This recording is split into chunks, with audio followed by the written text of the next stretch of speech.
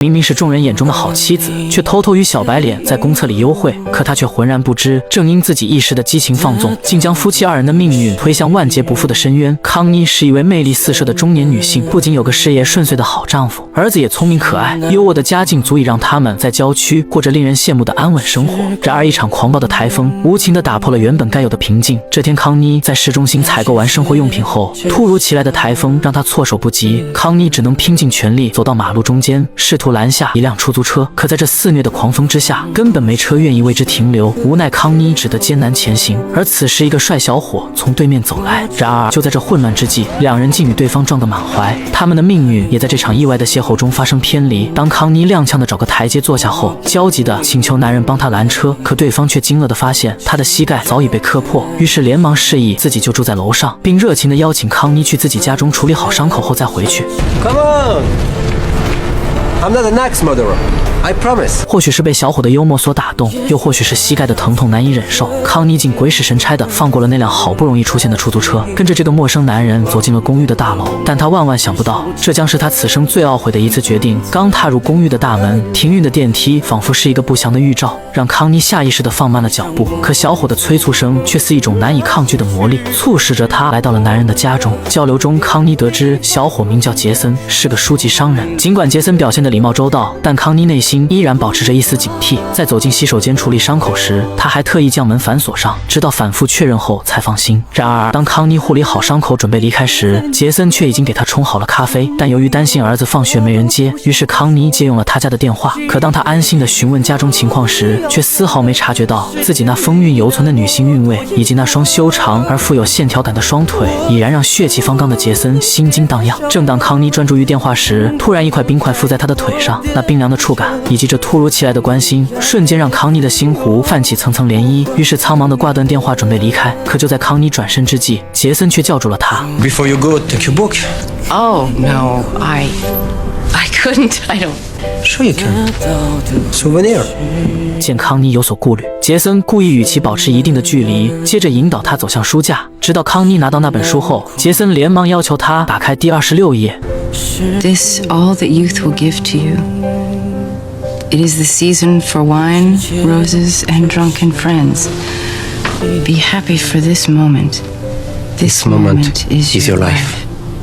尽管知道这是杰森的故意撩拨与暗示，但那直白又大胆的话语还是让康妮的心中掀起一丝波澜。于是他慌张地逃离了这暧昧的氛围。可直到康妮离开的前一刻，杰森依旧带着一丝坏笑对她发出挑逗。 Hey, come back if you need more books or medical attention. 回到家后，康妮满身疲惫地躺在床上，向丈夫查理诉说了白天的遭遇。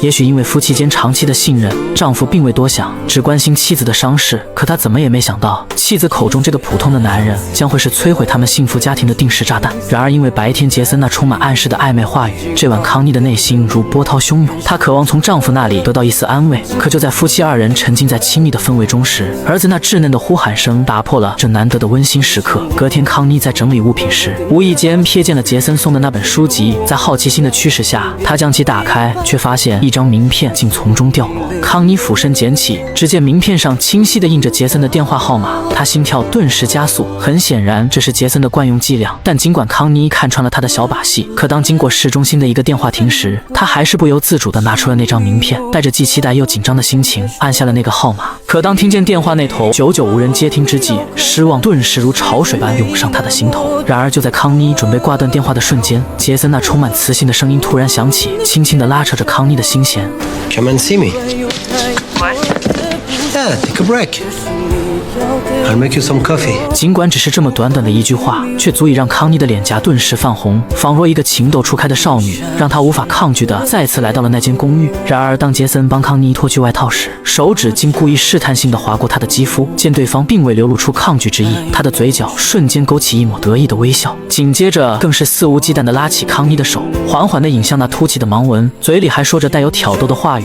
每一次指尖与盲纹的触碰，都像似有电流在两人之间穿梭，那种陌生又刺激的感觉让康妮的心跳急剧加速，使她沉浸在这从未有过的亲密体验里，一时间竟将自己已婚的身份抛之脑后。但就在这暧昧的氛围让她彻底沉沦之时，理智还是战胜了欲望，于是她慌乱地找个借口匆匆逃离。或许是出于内心的愧疚，在回家的途中，康妮给丈夫购置了一件衣服，而查理看到妻子突然出现在自己的工作场所，并还给他带了礼物，他的心中充满了温暖与惊喜，只沉浸在这幸福的时光中，却丝毫没有察觉到妻子的反常。直到晚上，康妮如同一尊雕像立在水槽前，洗完水的温度已经变得温凉，可她的心思却早已飞到了白日与杰森接触的画面。杰森那帅气幽默的模样，如同带有魔力的钩子，让康妮彻底沉沦无法自拔，就连丈夫在身旁站了许久，她都毫无察觉。隔天，康妮再也按耐不住内心翻涌的激动，以喝咖啡为由来到了杰森的家中。刚一跨进门槛，悠扬浪漫的音乐瞬间将她包裹，杰森也趁机邀请她共舞一曲，两人的脚步默契地随着音乐挪移，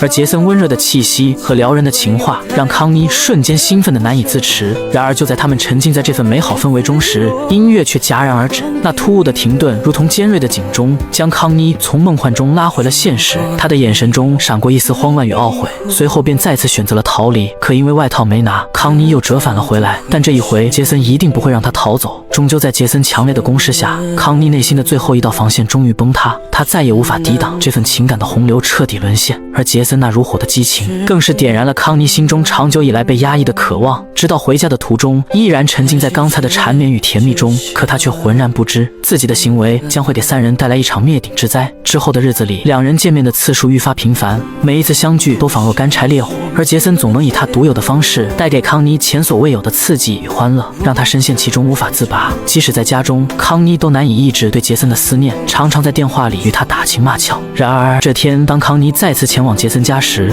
却在楼下意外地遇到了闺蜜。无奈之下，她只好跟着闺蜜一同前往咖啡厅，并及时给杰森打去了电话。很快，对方就从家中赶来，趁着闺蜜不注意，康妮竟偷偷地与杰森在公厕里相会，寻找着那份只属于他们的刺激与新鲜感。道德的底线被践踏得一文不值，可这份秘密的情感如同烈火般燃烧着康妮的内心，也无情地吞噬着她的理智。就连丈夫提出的亲密要求，她也总是找各种理由拒绝。虽然查理察觉到了妻子的变化，但康妮却并未因此而收敛，反而愈发的大胆妄为，竟公然与杰森在餐厅约会。可她却丝毫没察觉到，这一切都被丈夫的下属尽收眼底。没过几天，下属因工作失误被查理解雇，这突如其来的打击让下属心中的怨恨迅速膨胀。在怒火的驱使下，他竟将康妮不忠的行为揭露出来。Why didn't you take a look at your own fucking family, Ed? Take a goddamn look at that. 当查理听到下属的嘲讽，他犹如晴天霹雳，心中满是震惊与痛苦，怎么也不愿相信与自己同床共枕多年的妻子竟会做出这种背叛他的事。但回想起妻子最近的种种异常表现，他又不得不面对这残酷的现实。于是为了证实自己的猜疑，他决定聘请私家侦探来跟踪妻子。当查理回到家后，无意瞥见康妮精心准备的性感睡衣和高跟鞋，心里的酸意与痛苦交织。于是他故作镇定地告诉妻子，自己要出差几日，希望她能好好照顾自己。但其实这只是为了让康妮放松警惕。次日清晨，看着丈夫刚离开家门，康妮便迫不及待地换上了新买的性感内衣，满心期待着与杰森的再次相见。果然，这个花样百出的男人将她带到了昏暗的电影院，他们的热情如同电影中的情节，激情四溢。直到从电影院出来，他们仍然沉浸在那份难以言喻的兴奋中，却浑然不知自己的一举一动都已被暗处的摄像机悄悄记录了下来。而康妮因在杰森家中无甚沉睡，竟忽略了去接孩子的重要时刻。当她匆匆赶到学校时，只见整个学校只剩老师和他的孩子静静地等待着他的到来。回到家后，康妮的心中充满了自责与愧疚，她开始审视自己这段时间的荒唐行径，家庭的温暖画面在脑海中不断闪现。再回想起上次去和闺蜜喝咖啡时，闺蜜不经意提起的邻居事件。 Finds out or someone falls in love and it ends disastrously. They always end disastrously. 那些话语如同锋利的刀片在她的心头划过。经过内心的痛苦挣扎后，康妮决定与杰森不再往来。然而电话那头却传来了冰冷的忙音。直到第二天，康妮做饭都心不在焉，导致给儿子做的早餐都已经烧焦。 Burning, Mom. What? It's burning. The chicken. 看着眼前的一片狼藉，她更加懊悔自己的行为，于是决定亲自去找杰森说清楚。而此时，康妮急切而复杂的情绪就如同外面的狂风暴雨，使其差点发生交通意外。与此同时，查理已经收到了私家侦探的照片，看着那些记录了妻子与另一个男人的亲密瞬间，他的内心如同被万钧雷霆击中，感到前所未有的悲痛与绝望。多年的夫妻情分也在这一刻被无情撕裂。然而当康妮赶到市中心时，却震惊地发现杰森竟在大雨滂沱中与另一名女子紧紧相拥，那亲密的模样如同一把利剑直直刺向他的心窝。原本以为自己陷入的是一场浪漫的爱恋，没想到在杰森眼中，他只是众多消遣中的一个。当看到杰森与其的暧昧行为时，康妮内心的怒火更是瞬间爆发，全然忘记自己此刻前来的目的，甚至不顾自己的形象，竟在众目睽睽之下对杰森大打出手。可即便如此，他依旧被杰森的甜言蜜语带回了公寓，最终还在对方的情感攻击下，在楼道里再次与杰森陷入了爱的漩涡。可被欲望冲昏头脑的康妮浑然不知，此时丈夫已经来到了楼下，但查理的心中充满了矛盾与挣扎，在楼下徘徊片刻，始终不敢上去，就这样错过了匆忙离开的妻子。一番内心的痛苦拉扯后，查理还是带着沉重的步伐来到了杰森的家。当杰森得知他是康妮的丈夫，并未流露出丝毫紧张，相反，他以一种近乎挑衅的姿态将这位不速之客请进了屋，甚至还给对方倒了一杯酒。然而他却浑然不知，危险正在一步步向他靠近。当查理得知眼前这个男人就是曾经为妻子处理伤口的人，他的心中瞬间充满了愤怒与不甘。This is what you mean? Yes. She likes it? Well, I guess she never complained. Likes this neighborhood? More exciting than the suburbs, I guess. 而杰森这些羞辱性的话语更是像一把利剑，深深刺痛了查理的心。他强忍着内心的怒火，直到看到那张凌乱不堪的床铺以及自己送给妻子的水晶球竟赫然出现在杰森家中的那一刻，他再也抑制不住内心的情绪，心跳顿时加快，呼吸也急促起来。眼前的世界天旋地转，压抑许久的怒火终于如火山爆发。他拿起水晶球，朝着毫无防备的杰森狠狠砸去，鲜血瞬间四溅开来。杰森瞪大双眼，脸上还残留着未及收起的惊愕，便已应声倒地。而查理看着眼前的景象，仿若从一场噩梦中惊醒，可一切都已覆水难收。他的目光落在沾满血渍的水晶球上，那原本象征着爱的信物，此刻却被鲜血玷污。然而理智告诉他，必须为自己的行为负责。于是他拿起电话准备报警，可一想到家里的儿子和妻子，还是放弃了。他深知一旦报警，自己的家庭将彻底毁灭。于是他开始清理现场，试图抹去自己留下的痕迹。可正当他准备将尸体打包带走时，却听到妻子的来电留言。Saying this to your machine, but I have to end this. I can't do it anymore. I'm so tired of lying and hurting my family. I'm sorry. And I hope. I don't know what I hope. I'm sorry.听着妻子那充满悔恨与决绝的话语，查理的心如刀割。可妻子的醒悟来得太迟，他也已犯下不可饶恕的过错。查理只能红着眼眶，快速冲洗地面的血渍，紧接着将电话里的留言删除，拿着钥匙默默地离开这个充满罪恶的地方。然而他却没注意到，电话旁记录着康妮的联系方式。很快，查理将尸体运到了后备箱，随后他驾车一路疾驰，来到一处偏僻的公共厕所。他疯狂地用力搓洗着身上的血渍，每一下擦拭都像是在试图洗刷掉内心的罪恶感。待处理好一切后，再匆匆地来到了儿子的学校，努力调整着自己的状态，假装镇定地来看儿子表演。当康妮看着慌张的丈夫，连忙关心地询问，但她并没有察觉出任何异常。看着台上儿子的精彩表现，夫妻俩都不禁露出了幸福的笑容，仿佛一切从未发生。然而就当查理带着儿子准备回家之际，一辆车不慎撞向了他们的车尾，他连忙冲过去，后备箱果然被撞开，于是他慌乱地将其关好，这才有惊无险地躲过一劫。直到夜深人静时，见妻子已经熟睡，查理才趁着夜黑风高的匆忙将车开到偏远的垃圾场，小心翼翼地将杰森的尸体扔进了垃圾堆里，接着将车里里外外都清洗干净。在这之后的日子里，